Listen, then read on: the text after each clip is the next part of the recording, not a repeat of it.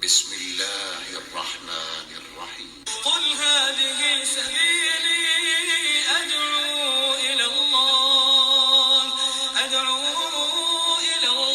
على بصيرة أنا ومن اتبعني وسبحان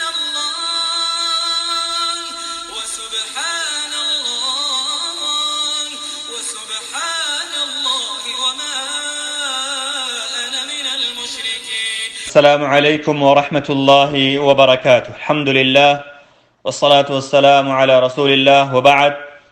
اعوذ باللہ من الشیطان الرجیم. بسم اللہ الرحمن الرحیم.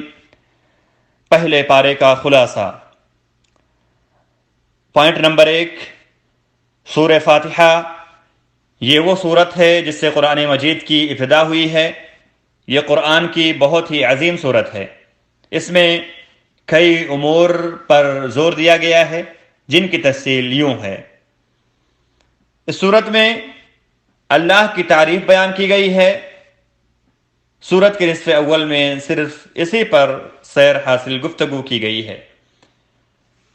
عبادت میں اخلاص پیدا کرنے اور صرف اللہ سے مانگنے کی تاکید کی گئی ہے.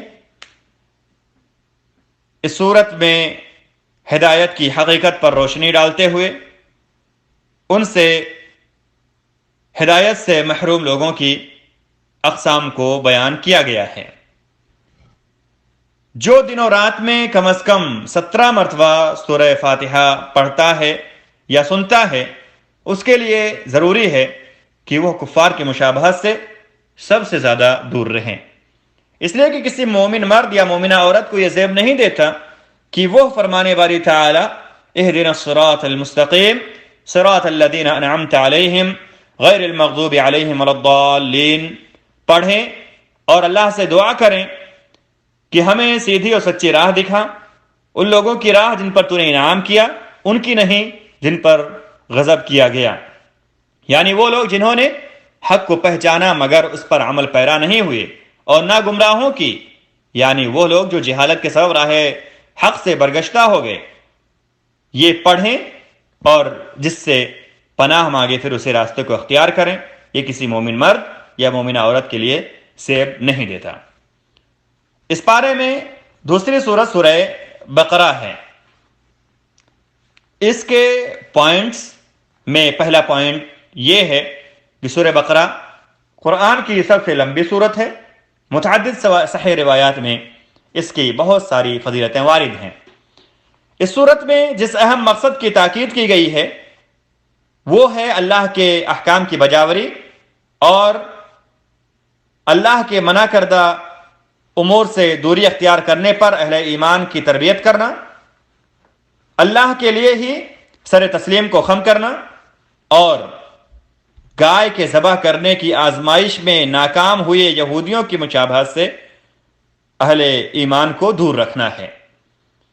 اور اس صورت میں یہ بتایا گیا ہے کہ صحابہ کرام اس صورت میں نازل کردہ کثیر احکام کے باوجود امتحان میں اس طرح کامیاب ہوئے کہ خود اللہ تعالیٰ نے ان کی تعریف کرتے ہوئے ارشاد فرمایا آمن الرسول بما انزل الیہ من ربہ والمؤمنون کل آمن باللہ وملائکتہ وکتبہ ورسلہ لا نفرق بین احد من رسلہ وقالوا سمعنا وأطعنا غفرانك ربنا وإليك المصير لا يكلف الله نفسا إلا وسعها لها ما كسبت وعليها ما اكتسبت ربنا لا تؤاخذنا إن نسينا أو أخطأنا ربنا ولا تحمل علينا إصرا كما حملته على الذين من قبلنا ربنا ولا تحملنا ما لا طاقة لنا به واعف عنا واغفر لنا وارحمنا أنت مولانا فانصرنا على القوم الكافرين.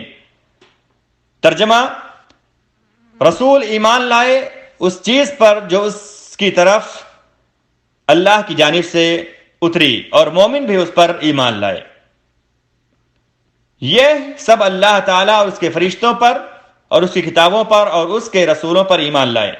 اس کے رسولوں میں سے کسی میں ہم تفریق نہیں کرتے. انہوں نے کہہ دیا کہ ہم نے سنا اور اطاعت کی، ہم تیری بخشش طلب کرتے ہیں اے ہمارے رب اور ہمیں تیری ہی طرف لوٹنا ہے. اللہ تعالیٰ کسی جان کو اس کی طاقت سے زیادہ تکلیف نہیں دیتا. جو نیکی وہ کرے وہ اس کے لیے اور جو برائی وہ کرے وہ اس پر ہے۔ اے ہمارے رب، اگر ہم بھول گئے ہوں یا خطا کی ہو ہم نے تو ہمیں نہ پکڑنا۔ اے ہمارے رب، ہم پر وہ بوجھ نہ ڈال جو ہم سے پہلے لوگوں پر ڈالا تھا۔ اے ہمارے رب، ہم پر وہ بوجھ نہ ڈال جس کی ہمیں طاقت نہ ہو، اور ہم سے درگزر فرما اور ہمیں بخش دے، ہم پر رحم کر، تو ہی ہمارا مالک ہے، ہمیں کافروں کی قوم پر غلبہ عطا فرما۔ اس میں دوسرا پوائنٹ ہے، اس سورت کی ابتدا میں مومن، کافر اور منافق تین قسم کے لوگوں کا ذکر ہوا ہے۔ رسول و رسالت سے متعلق ان کے نظریات کا تذکرہ کیا گیا ہے، اور امت پر منافقین کے شدید خطرات اور ان کے رجحانات کے واضح نہ ہونے اور ان کے ایمان و کفر کے درمیان تذبذب کے شکار ہونے کی وجہ سے ان کا تفصیلی تذکرہ ہوا ہے۔ حضرت آدم اور ان کی بیوی علیہم السلام کا قصہ اور ان کے زمین کا وارث بنائے جانے کا مفصل تذکرہ ہے۔ ترتیب کے اعتبار سے یہ اولین قصہ ہے جس سے قرآن کریم کا آغاز ہوا ہے، جس میں ایک مسلمان کی خاطر اپنے اس عظیم دشمن کو پہچاننے کے لیے پیغام ہے جس کی عداوت کی تاریخ اول بشر آدم علیہ السلام تک دراز ہے۔ شروع میں گفتگو بنو اسرائیل کے متعلق ہوئی، خاص طور سے یہود کے متعلق۔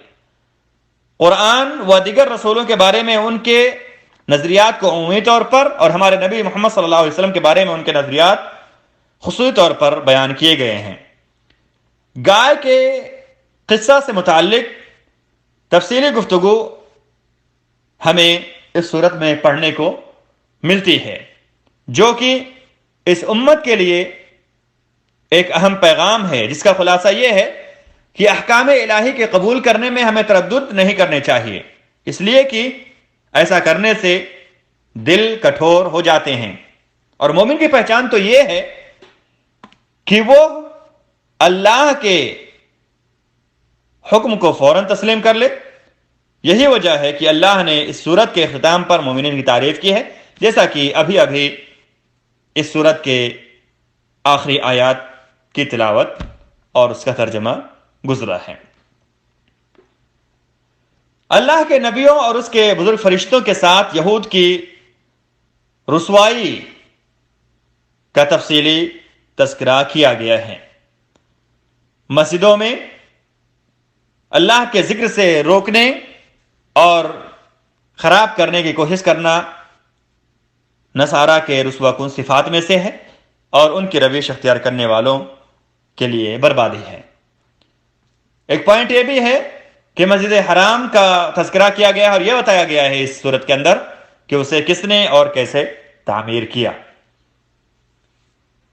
اس صورت کے دیگر پوائنٹ کی طرح ایک پوائنٹ یہ بھی ہے کہ اللہ تعالیٰ نے اس صورت میں بتایا ہے کہ ظلم کرنے والے کو دین میں امامت نہیں مل سکتی، جیسا کہ فرمانے والی تعالیٰ ہے لا ینال عہدی الظالمین، میرا وعدہ ظالموں سے نہیں۔ ایک پوائنٹ یہ بھی ہے کہ اولاد کی تربیت کرنا اور انہیں خیر کی وصیت کرنا کسی حد پر ختم نہیں ہوتی، بلکہ یہ مرد دم تک باقی رہتی ہے۔ ہمیں اپنے اولاد کی فکر ہمیشہ رکھنی چاہیے۔ اللہ تعالیٰ فرماتے ہیں ام کنتم شہداء اذ حضر یعقوب الموت اذ قال لبنیہ ما تعبدون من بعدی، کیا حضرت یعقوب کے انتقال کے وقت تم موجود تھے جب انہوں نے اپنے اولاد کو کہا کہ میرے بعد تم کس کی عبادت کرو گے؟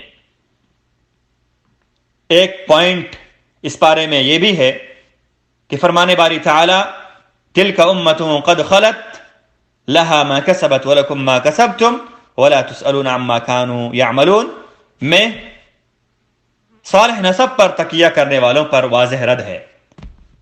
اس آیت کا ترجمہ یہ ہے کہ یہ امت گزر چکی، یہ امت جو گزر چکی، جو انہوں نے کیا ان کے لیے ہے، اور جو تم نے کیا تمہارے لیے، تم ان کے اعمال کے بارے میں سوال نہ کیے جاؤ گے۔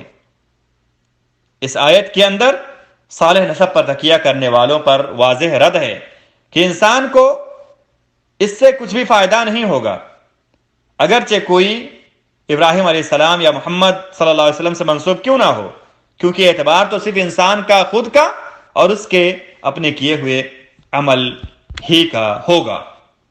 واللہ اعلم وصلی اللہ وسلم علی نبینا محمد وعلی آلہ وصحبہ اجمعین۔